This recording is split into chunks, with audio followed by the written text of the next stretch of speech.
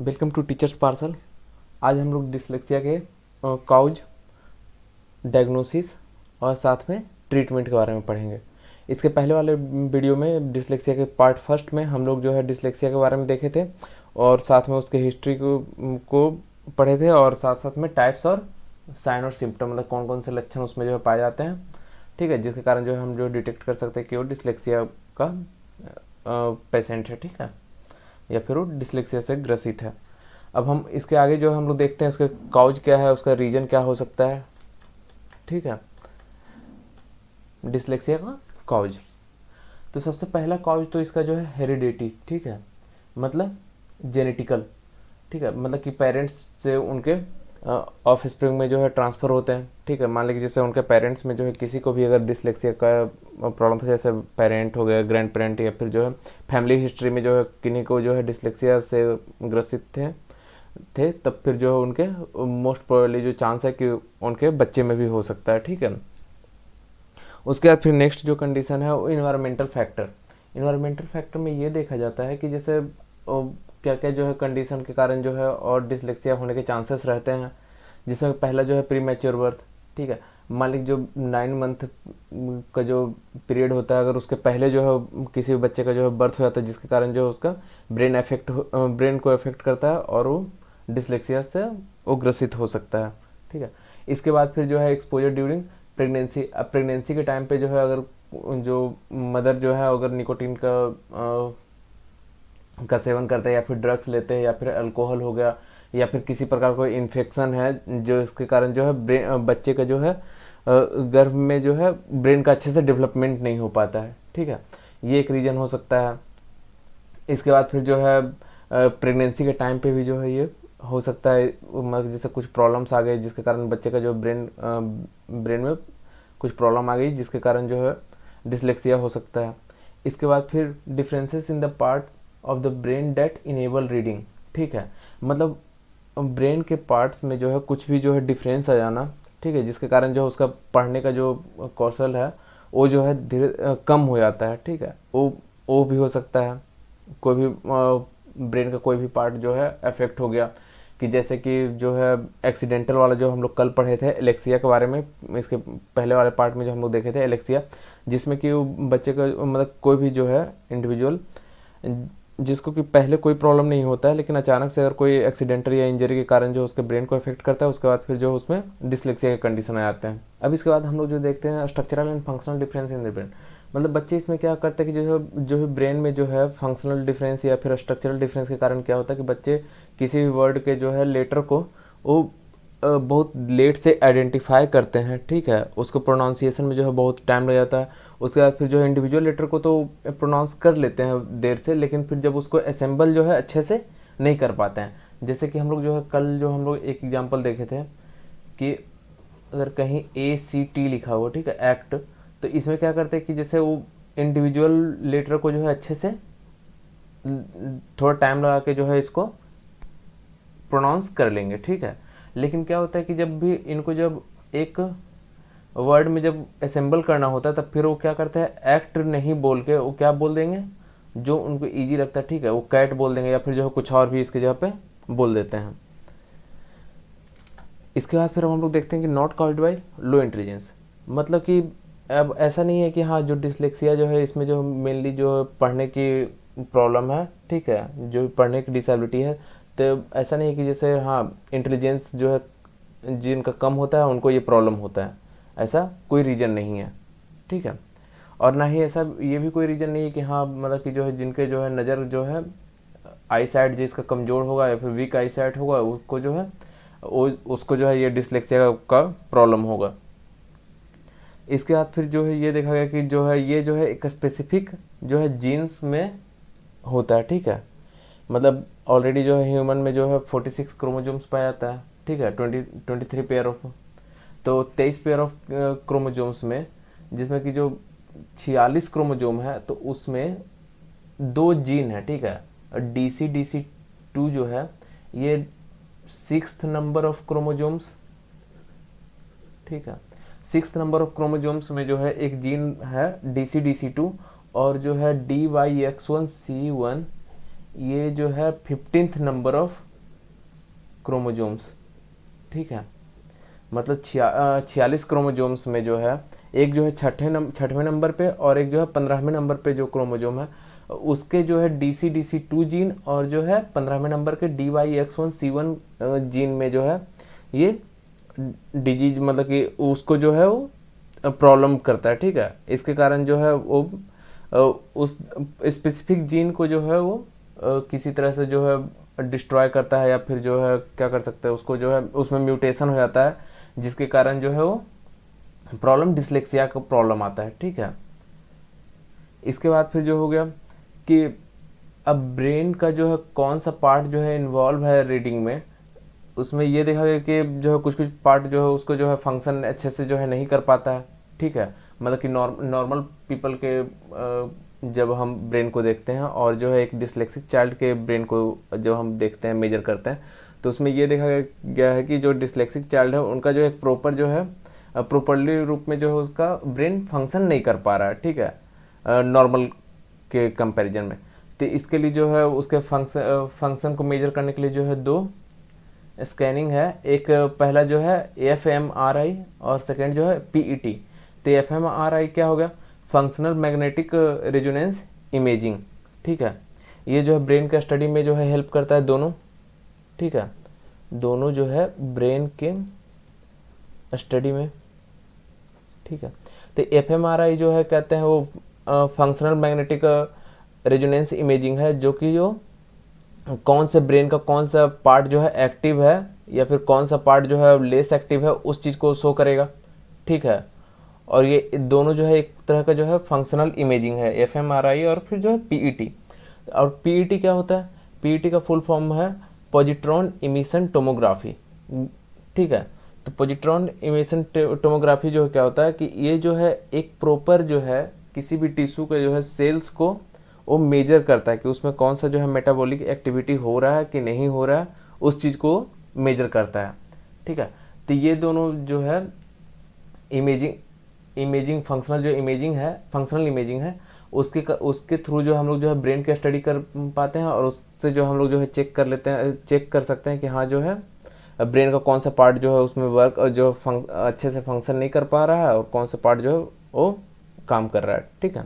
उसके फिर नेक्स्ट जो है लैंग्वेज डिफरेंस। तो लैंग्वेज डिफरेंस में क्या होता है कि जो प्रॉपर जो कोई लैंग्वेज में ये देखा गया है कि कुछ कुछ लैंग्वेज जो है बहुत प्रॉपर जो भी डिसलेक्सिक चाइल्ड है वो बहुत इजी तरीके से उसको जो है बोल पा रहे हैं, ठीक है। और वही जो है कुछ लैंग्वेज जो है उनको जो डिसलेक्सिक चाइल्ड को जो है वो लैंग्वेज जो है बोलने में जो है बहुत ज़्यादा प्रॉब्लम्स हो रहे हैं। कि जैसे कि ये देखा गया कि जो भी वैसे लैंग्वेज जिसमें जो है बहुत ज़्यादा जो है इमेज हो गया, ठीक है, जैसे सिम्बोलिक टाइप का जो है यूज होता है तो वो जो बहुत ज़्यादा जो है कठिन होता है, ठीक है। मतलब वो अच्छे से जो है जल्दी से आइडेंटिफाई नहीं कर पाते हैं, उस चीज़ में जो बहुत ज़्यादा वो कन्फ्यूज होते हैं, ठीक है। और वही अगर कोई जो है एक प्रॉपर जो है अल्फ़ाबेटिक हो गया फिर जो है फोनेमिक हो गया, जैसे हिंदी वाला लैंग्वेज हो गया, ठीक है। अगर क लिखा है तो अगर इसको हम कहीं भी अगर हिंदी में कहीं भी उसको लिखा जाए तो फिर इसको जो है हमेशा जो है क ही पढ़ा जाएगा। लेकिन अगर हम इंग्लिश में अगर देखा जाए तो CH, ठीक है, और C, ठीक है। तो इसको हम पढ़ने के लिए फोनेमिक अगर हम देखें तो इसको हम C पढ़ते हैं, ठीक है। लेकिन अगर हम इसको जो है कहीं मान लीजिए अगर इसको हम कहीं एक वर्ड में लिखते हैं कैट, ठीक है, तो यहाँ पे C का मतलब यहाँ पे क्या हो गया, इसको प्रोनाउंसिएशन में जो हो गया कैट, ठीक है। तो वो उस चीज़ में जो है वो डिफरेंस के कारण जो है वो अच्छे से वो नहीं पढ़ पाता है, ठीक है। तो इसमें प्रॉपरली ये देखा गया कि जो है कुछ कुछ लैंग्वेज जो है डिसलेक्सिक चाइल्ड जो है बहुत ज़्यादा उनको प्रॉब्लम होती है, जैसे कि इंग्लिश हो गया, संस्कृत हो गया, चाइनीज हो गया, ठीक है, ये सब। और बाकी जो है कुछ कुछ और लैंग्वेज है, जैसे एक फिनलैंड की लैंग्वेज है फिनिश, ठीक है, स्पेनिश और जर्मन, हिंदी, ये सब जो है उसके लिए जो है ईजी है। ये सब लैंग्वेज जो है सिम्बोलिक लैंग्वेज या फिर जो है के कंपैरिजन में ये लैंग्वेज जो है बहुत जल्दी जो है सीखते हैं, ठीक है। जैसे कि स्पेनिश हो गया, जर्मन हो गया, हिंदी हो गया, ये सब जो है बहुत जल्दी डिसलेक्सिक चाइल्ड भी जो है बहुत जल्दी सीखते हैं। लेकिन वही अगर देखा गया कि कहते हैं जो भी लोग्राफिक लैंग्वेज, ठीक है, लोग्राफिक मतलब जिसमें बहुत ज़्यादा जो है सिंबल बहुत ज़्यादा जो है यूज किया गया हो, तो उस लैंग्वेज को जो अच्छे से वो नहीं पढ़ पाते हैं, वो बहुत ज़्यादा उसमें कन्फ्यूज भी होते हैं और उसको अच्छे से जो है सीख भी नहीं पाते हैं। इसके बाद फिर अब हम लोग देखते हैं डायग्नोसिस। ठीक है, अब हम उसको जो है जांच कैसे करेंगे कि भाई हम उसको कैसे डायग्नोज कैसे करेंगे, कि पता कैसे करेंगे कि हाँ उसको जो है डिसलेक्सिया। एक तो पहला तो हो गया जितने भी उसके साइंस और सिम्टम है, ठीक है, उसके क्या क्या लक्षण है उसके अकॉर्डिंग।